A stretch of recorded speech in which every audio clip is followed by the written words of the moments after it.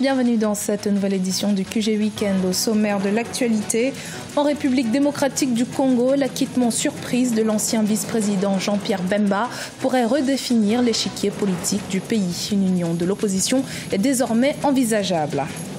335 milliards, c'est le coût de l'implémentation de la première phase de la couverture santé universelle au Cameroun, destinée notamment à la pédiatrie. Cette phase prendra en charge 11 millions d'enfants, soit 47% de la population. Et puis au Tchad, les Sao cadets préparent les éliminatoires de la CAN des moins de 17 ans. Le tournoi de qualification pour la compétition prévue en 2019 en Tanzanie débutera au mois d'août.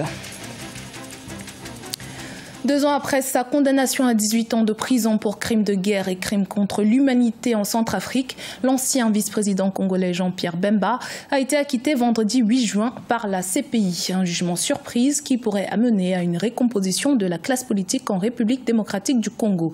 En effet, l'ancien vice-président congolais pourrait unir l'opposition, une variante non négligeable dans le contexte politique actuel du pays. Reportage de notre correspondant Jacques Amboka.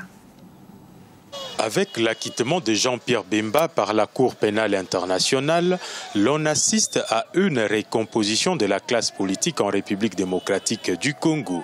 Acquitté vendredi 8 mai en appel par la Cour pénale internationale, CPI, des charges des crimes de guerre et des crimes contre l'humanité, l'ancien vice-président congolais Jean-Pierre Bemba pourrait unir l'opposition. Une opposition appelée à fédérer les énergies pour un candidat unique face à la majorité présidentielle, dont le candidat à la présidentielle du 23 décembre n'est pas encore connu. Par sa présence, si il remplit toutes les conditions pour se représenter, eh bien cela augure d'une bataille rude, mais que nous sommes décidés à mener loyalement. Donc sa présence ne pose aucun problème particulier pour nous de la majorité. Et je crois que le seul problème qui pourrait se poser, c'est de voir s'il remplit toutes les conditions pour se représenter. L'acquittement de Jean-Pierre Bemba est salué par l'ensemble de la classe politique congolaise.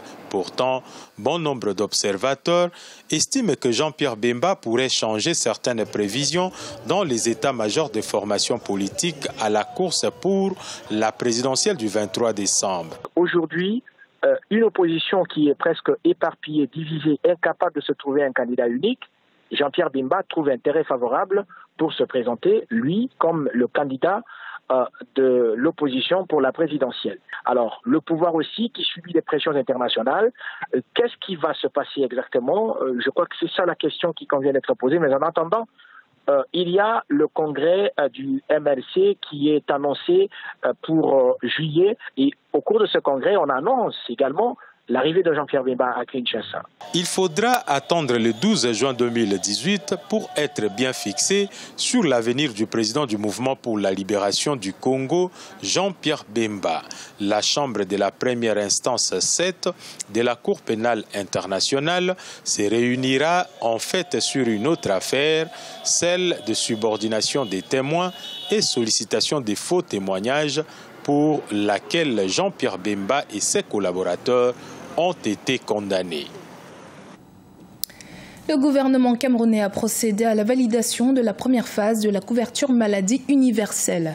Estimé à environ 335 milliards de francs CFA, ce programme vise à faciliter l'accès aux soins de qualité pour les citoyens camerounais. La première phase de ce projet consiste d'une part en l'identification des bénéficiaires et d'autre part à l'immatriculation et l'affiliation des personnes identifiées.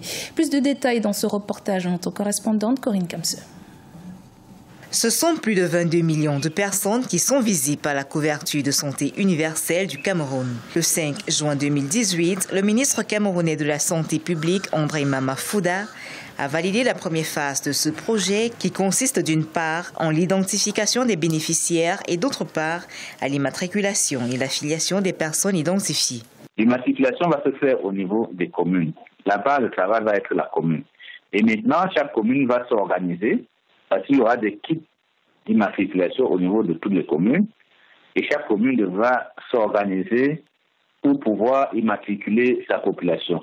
Il peut s'agir des activités de terrain, c'est-à-dire l'équipe se déplace pour aller vers sa population pour pouvoir les immatriculer. Il peut aussi se faire qu'ils organisent une immatriculation au niveau d'un poste fixe. Selon un rapport publié en 2015 par les mutuelles de santé du Cameroun, environ 40% des populations n'ont pas accès aux soins de santé de qualité et près de 60% éprouvent des difficultés à faire face aux dépenses de santé. La première phase de la couverture de santé universelle concerne entre autres les problèmes pédiatriques des enfants âgés de moins de 15 ans. Ce sont 11 millions d'entre eux, soit 47% de la population, près d'1 million de femmes enceintes et le reste de la population générale qui vont en bénéficier. Les soins de santé coûtent cher. Il y aura les bénéficiaires qui, d'un côté, vont payer une partie et il y a l'État qui est garant de la santé de sa population qui devra payer une partie. Il faudrait que nous sachions que quand on parle de couverture santé universelle, ce n'est pas une assurance maladie. L'accouchement va être couvert, alors que si c'était une assurance maladie, l'accouchement ne devait pas être couvert. En ce qui concerne l'immatriculation et l'affiliation, l'option prise par les autorités est l'identification de chacune des personnes concernées. Le montant total de la couverture de santé universelle au Cameroun se chiffre à 1100 milliards de francs CFA. Le coût global de cette première phase est estimé à environ 335 milliards de francs CFA.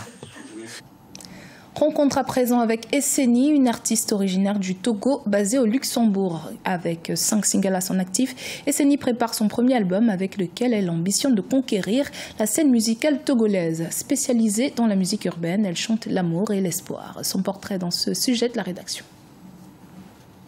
Esseni, de retour au Togo, sa terre natale. De son vrai nom, Essenam Nini Missoun, la jeune artiste de la chanson togolaise qui vit au Luxembourg veut conquérir le cœur du public togolais.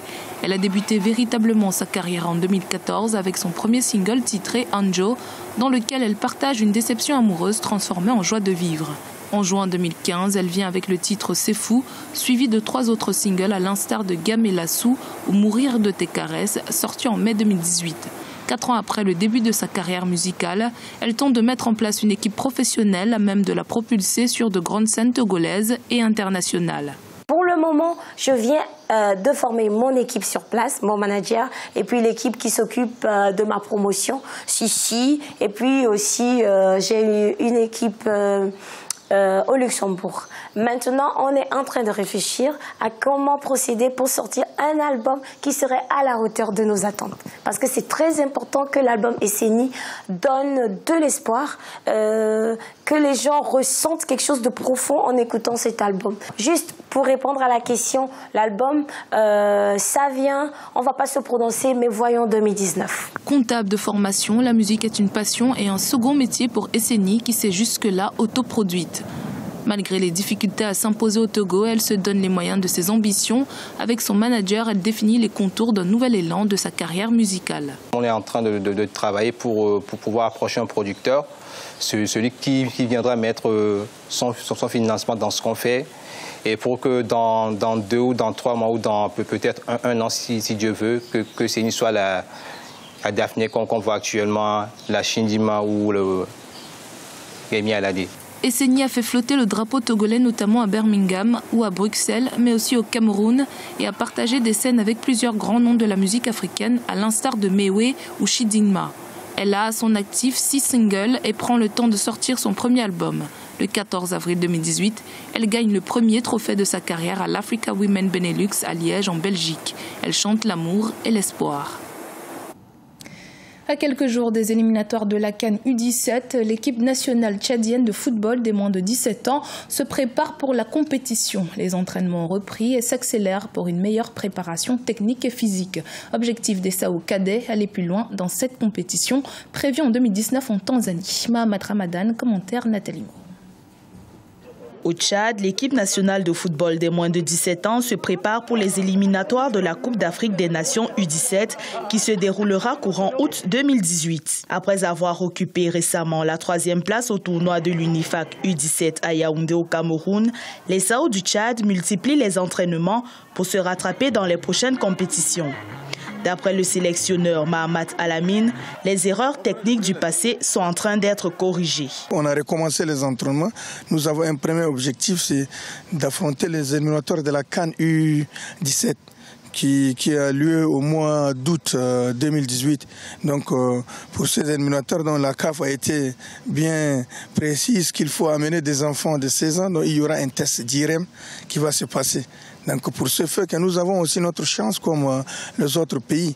Donc la tricherie n'a plus de place, donc nous espérons avec nos enfants vraiment arriver à un certain niveau. Pour certains observateurs, la reprise des entraînements arrive à point nommé. Ils estiment que les éliminatoires de la CAN U17 sont une opportunité pour les jeunes Sao de se faire découvrir à l'international. Cette initiative de la direction technique de la Fédération tchadienne de football a été saluée aussi bien par les techniciens du football que les supporters tchadiens. Ils sont en train de se préparer, sauf que les préparatifs ne se font pas comme il se le doit. Donc, ce n'est pas en plein temps, ils le font de manière trop sectorielle. Et je crois que ça, ce n'est pas efficace. Les enfants sont occupés avec les écoles, ils sont dans leur centre et des trucs comme ça. Donc, ce n'est pas en plein temps. Et là, le résultat ne pourra pas être favorable si c'est de cette manière que ça va continuer jusqu'à une semaine, à un mois. Avant de les regrouper, ça ne donnera pas un bon résultat. Pour rappel, l'apport financier du ministère en charge du sport pour les préparatifs des SAO U17 pour les éliminatoires CAN U17 est toujours attendu.